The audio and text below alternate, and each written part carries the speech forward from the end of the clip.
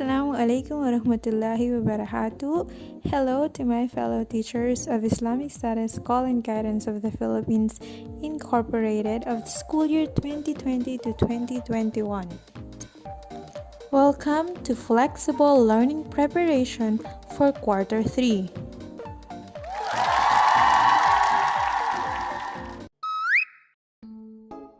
To ensure that the discussion goes smoothly, this is a pre-recorded video. The live chat section is open because this is a YouTube premiere. I can entertain questions there. You could also comment and give reactions throughout this video. I also suggest that you use earphones or headsets. This will make it somehow a better viewing experience for you.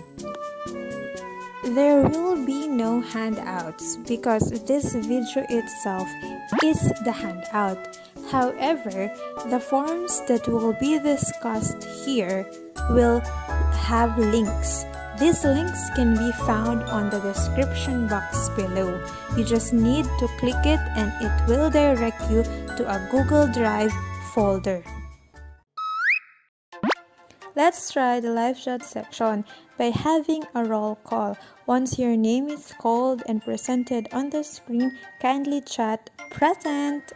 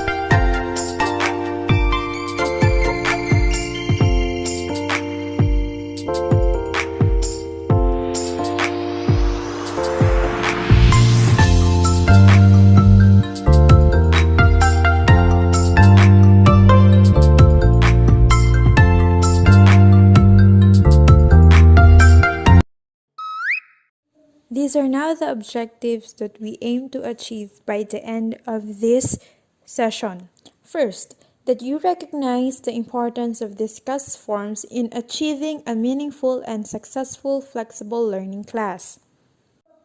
Second, to construct a content-based instructional delivery plan aligned with curriculum maps. Third, assess relevant teaching strategies and learning activities in synchronous and asynchronous classes. Lastly, you are expected to evaluate one's teaching. For quarters 3 and 4, these are the new forms that will be added to, unfortunately, a long list of forms that we already have. First, flexible class feedback gathering and utilization monitoring template. Second, flexible instruction delivery plan, or I would call it FIDP. Flexible class evaluation form. And lastly, a simple accomplishment report. All of these forms have formats. Again, if you just arrived in this session, there is a link on the description box that will direct you to all of these forms. It's on Google Drive and you have a specific folder named after you. Let me now start discussing these forms. First, we have the flexible class feedback gathering and utilization monitoring template. I would simply call this flexible class feedback form. Once you open it, it's an Excel document. You will have this. We have the header for our school and of course the title of the form. The goal of this form is that you would be able to know what happened in your class and how will you plan for the next week. To answer this, start by going over your name, use your full name of course, and then the subject. One subject requires one monitoring template. That means if you handle, for example, 3 different subjects for English, math, and science, you have a separate monitoring template for English, a separate monitoring template for math, and another separate one for science. There is not a need to create another file of this. Simply make a different worksheet so that you have one file with different worksheets. Again, each worksheet would refer to your particular subject. Continue answering the next item, such as grade and section thought. This is for high school, wherein we have the girls section and the boys section. And then for senior high, their section would always be general academic strand. You now need to refer to your schedule so that you would be able to answer a synchronous class schedule. These are the modular days of the week. So if you're modular every Monday, Tuesday, Wednesday, Thursday, you write Monday to Thursday. And synchronous class schedule would refer to the online class. So what time of the week, what day of the week do we teach this class? We now go to the number of students. How many students do you have in total? Now, how many are there boys? How many are girls? Make sure to indicate that. Scroll a bit lower and you will see this below that. It reads there, Quarter 3, Week 1, March 22 to 26, 2021. Kaya siya ganyan kasi you have to do this monitoring week by week. So, come the next week, you have to make another one for week 2. You make another one for week 3. And to do that, you make the worksheet tabs again. Hindi na separate Excel file talaga. Dapat, within one Excel file, just different worksheet tabs pertaining to each of the week of the month. Paano naman natin sasagutan itong asynchronous-synchronous online? You simply have to write down kung ilang students yung enrolled sa asynchronous-synchronous online and kung ilan naman yung enrolled sa distance or yung offline modular natin. For example, under asynchronous-synchronous online, I have 11 students here. Yung modular students ko naman, 2 lang. So, I write 2. I would like to note that this monitoring template is better answered every Friday pagtapos na yung linggo. Moving on, this is the important part of this feedback form. So let's see under actions taken by the teacher in addressing the feedback. Under conduct of the flexible class, you have to write here kung ano ba yung nangyari doon sa klase nyo. Most importantly, dito ang inyong synchronous or online class. So for example, I wrote there, 2 out of 11 students attended the online class, which is an online teacher's lecture discussion. Just tell me what happened in your online class there. Okay, ano ba nangyari? And then you might also need to add, for example, sa inyong modular kung nagkaroon ba ng questions, tinanong ba kayo over messenger, and whatnots. Hindi naman ito kailangan na sobrang haba. Just bullets of the things that happened importantly in your class. Now, reflect upon this. So, dun sa klase mo na yun, ano ba dapat yung changes to implement mo para mas maging maganda yung klase mo? You write it down. So, I wrote here, for example, I should ask more questions and allow students to participate by active recitation. Hindi yung puro lecture lang yung ginagawa ko. Under the next row, so we have planning the flexible class. So, you wrote there that it was a lecture discussion, di ba, sa taas na column, sa taas na cell. So, anong ginawa mo to prepare for that lecture discussion? For example, what I did was I prepared slides of the important points of the lesson and uploaded a related video. Or baka naman nagpa-quiz ka, you may also add that. Answering here is subjective to how you conducted your class. Lastly, on this part, how would you make planning better for the next week? So I would somehow write, add more pictures on my slides, or anything else that you think you need to work on para mas maging maganda yung flexible class mo. Teachers, you need to do this every week because this will help you understand more and reflect on what would make you a better teacher, especially in this time of educational crisis. It's a lot of work, but it would definitely help us. Not to mention, part siya ng ating PAYAC certification. So I hope you understood this part because we are now moving on to the next form that we need to accomplish. This one is a little bit easier. The next form is what we call Flexible Instruction Delivery Plan, or FIDP. To be able to accomplish this form, you would need your curriculum maps.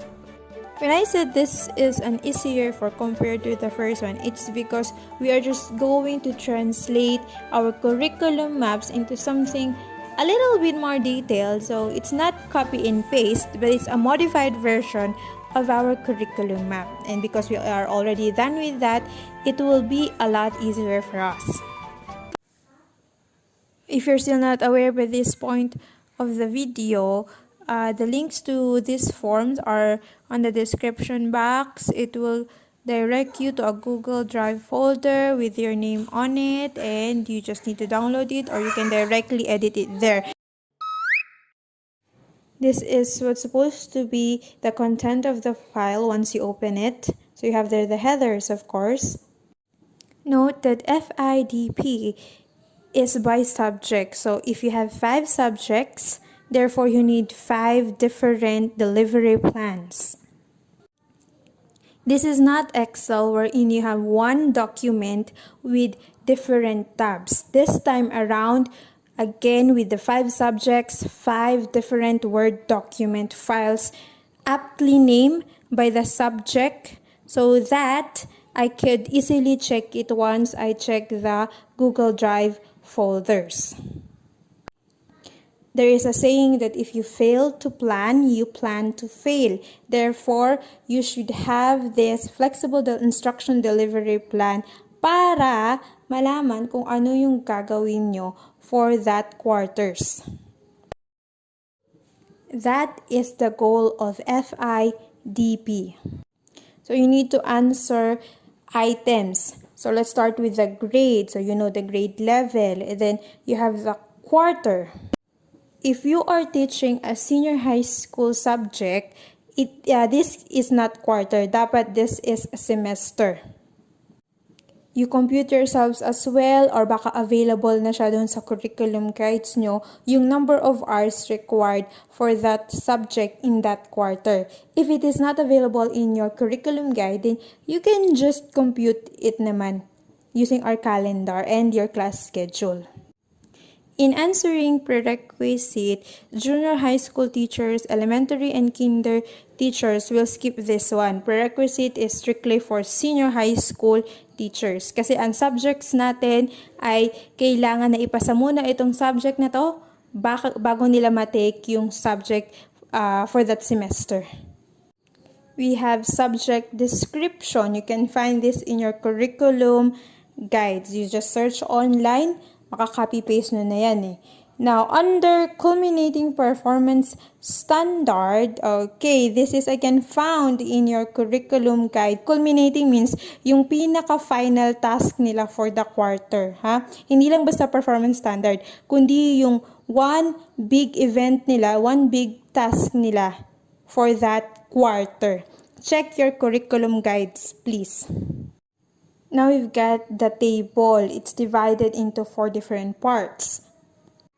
Under what to teach, you have to be able to show the topics that are important that will have to be tackled in your subject for that quarter. Under why teach, so kung bakit tayo nagtuturo, dito na natin ilalagay yung performance standards. Ano ba yung mga dapat nilang skills and abilities na matutunan nila from us? And then of course, ano yung mga objectives nila, learning competencies na kailangan nilang ma-acquire by the end of your lesson, whether it's weekly or by monthly or quarterly. You have a long list here, in fact. Under how to assess, you have to add here the flexible learning activities, FAA, diba? To make it short. Remember that these are for the students. Ano ba yung mga activities na ipapagawa mo sa students? Pagdating naman sa last column, which is how to teach, flexible learning strategies is your focus. Kung yung previous column is for the students, ikaw as a teacher of a flexible class, ano yung pedagogies, ano yung strategies mo na ipapagawa or ginagawa sa iyong class to make it conducive for them. You might say na parang ang technical naman masyado, parang nakakahilo naman. It's actually not. Because if you study the curriculum maps that you have with you, you would understand that this is simply a detailed version of that. In fact, what you would do is more or less copy-paste. Now, let's look into an example para mas makita nyo talaga why I keep saying that it's easier, that it's more or less copy or paste, or it's a modified version of the curriculum map. Here is an example of an FIDP for grade 10 mathematics. So, yan. Nakasulat dyan yung details such as the quarter, the number of hours. Wala siyang prerequisite kasi hindi naman siya senior high school class. Now, you look at the course subject description. So, the core subject description of this mathematics grade 10 class is that it's a statistics and probability as a strand. Is all about developing skills in collecting and organizing data using charts, tables, graphs, understanding and analyzing data, dealing with uncertainty, and making predictions about outcomes. Saan siya nakuha? From the curriculum guide. So you just search over the internet. Kung wala kayong copy noon, you would be able to copy and paste it there.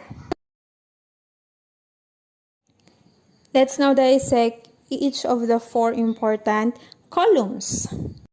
Under the first column, what to teach, it has 3 more sub-columns. They are content, content standards, and most essential topics.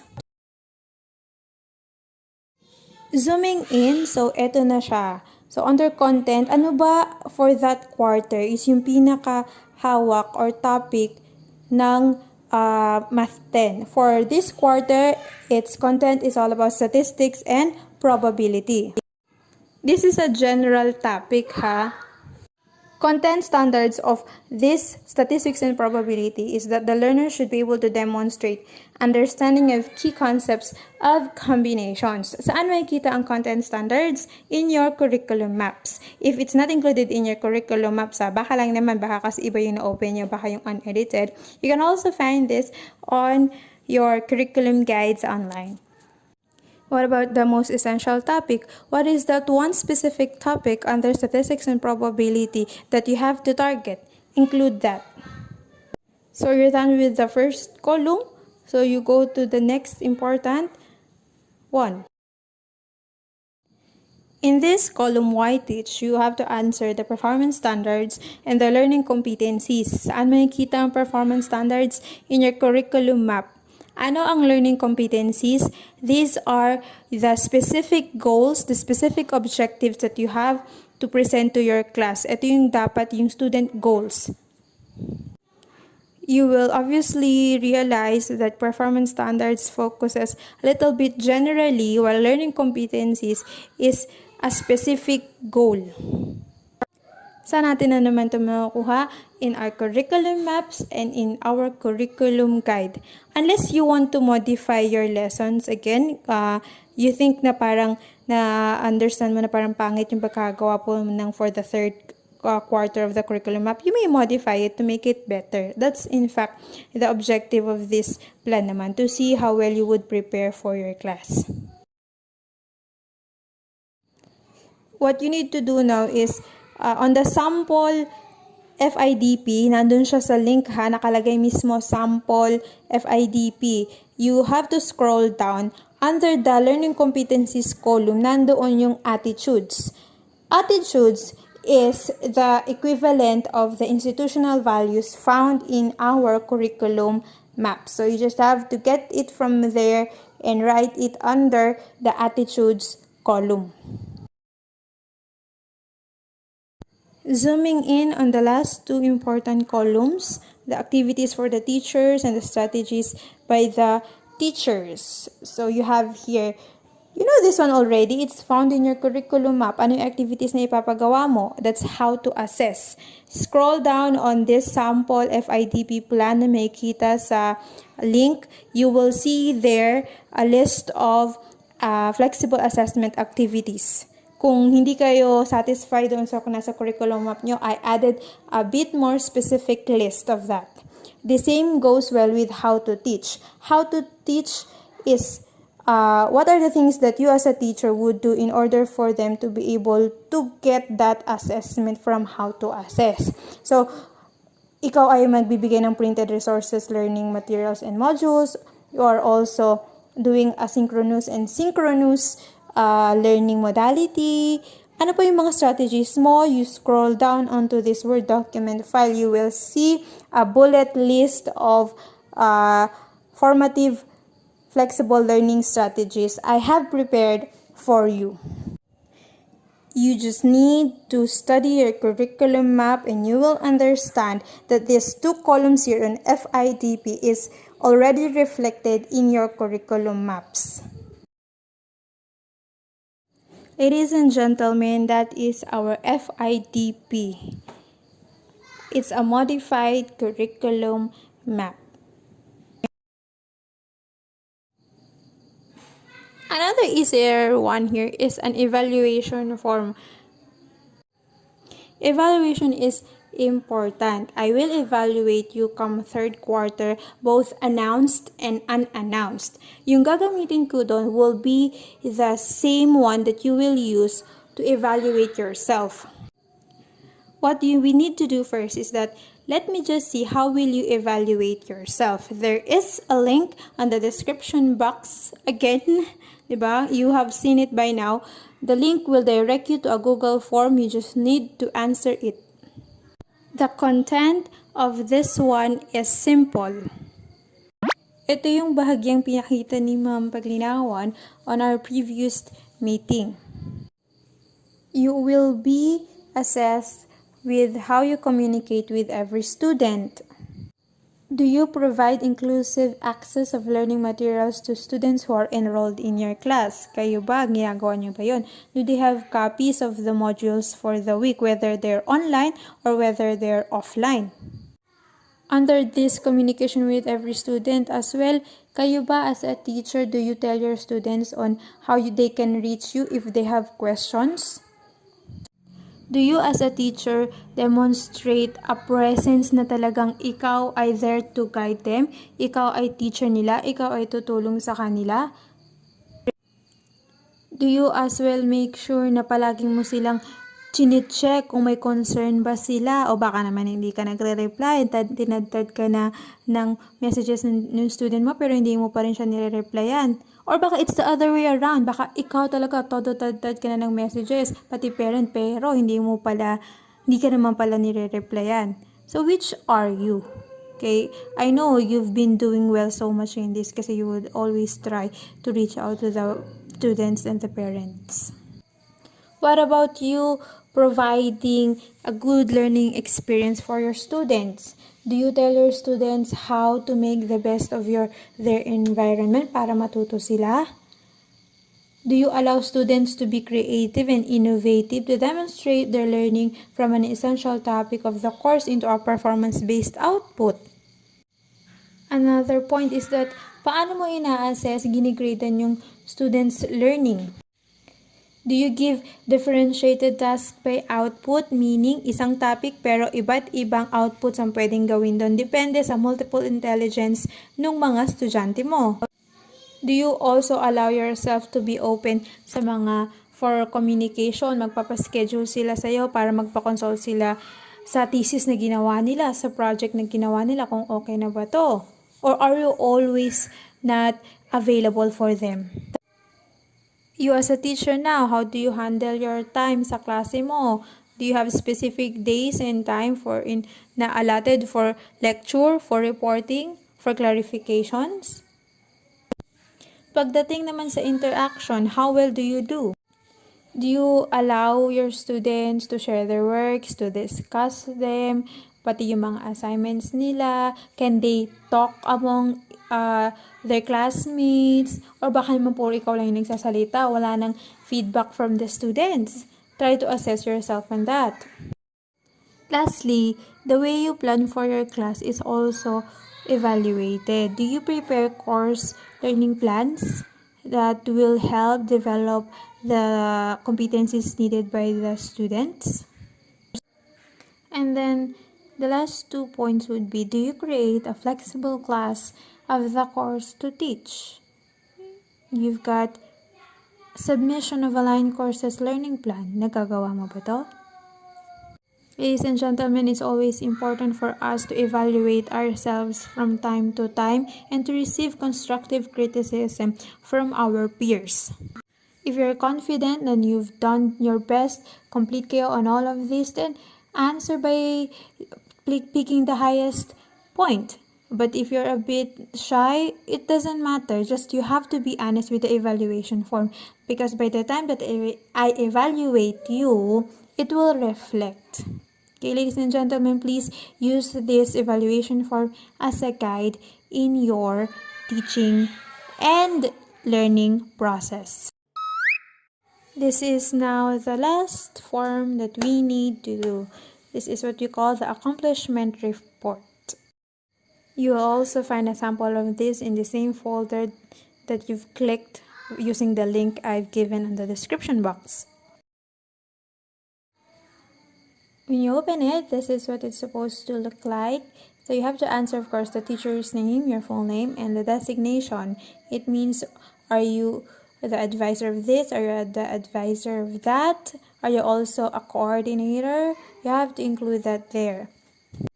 You have to list here 3 things. First is, how were you able to accomplish your monitoring template, your FIDP, and your flexible class evaluation form. So, nilagyan ko na siya ng sample. For example, on the first part, you have viewed this instructional video. Then you started working on this by March something.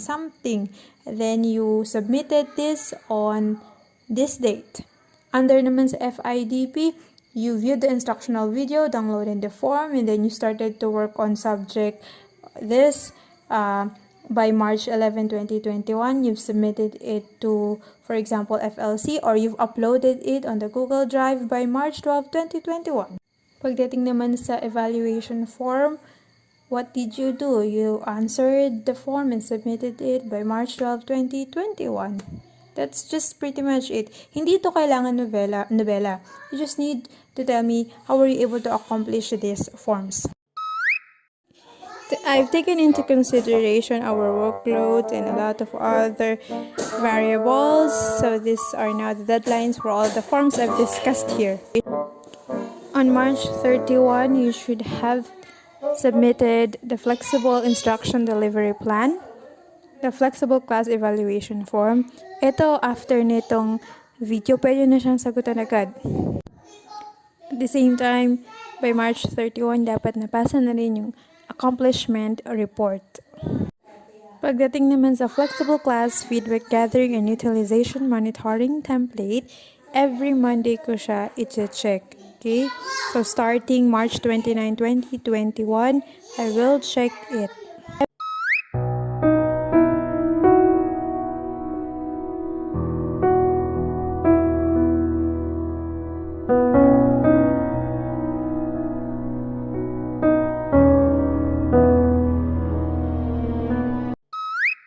Starting this quarter, we will now utilize the Google Drive. Flexible class forms has subfolders divided according to your names. Open your folders and kindly rename all the files there. Renaming should follow this format. In renaming it, you simply just have to add the last name. Make sure to do this in all the files inside your folder. Completing these forms can be done in 2 ways. While online, you can directly answer the document. That's Google Docs. It will automatically save your edits. Or you can download the forms, work on it offline, and then upload it back. Just make sure that you follow the renaming part.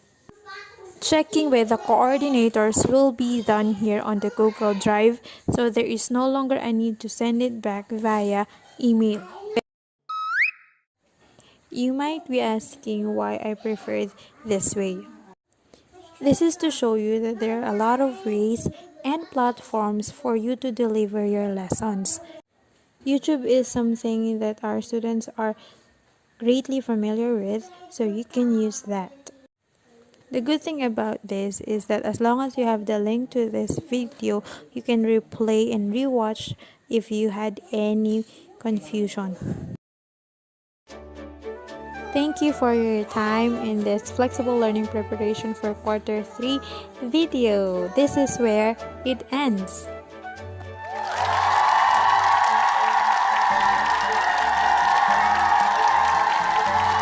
Wednesday, Thursday, and Friday of this week are free for us, so I hope you enjoy the outing. Bye!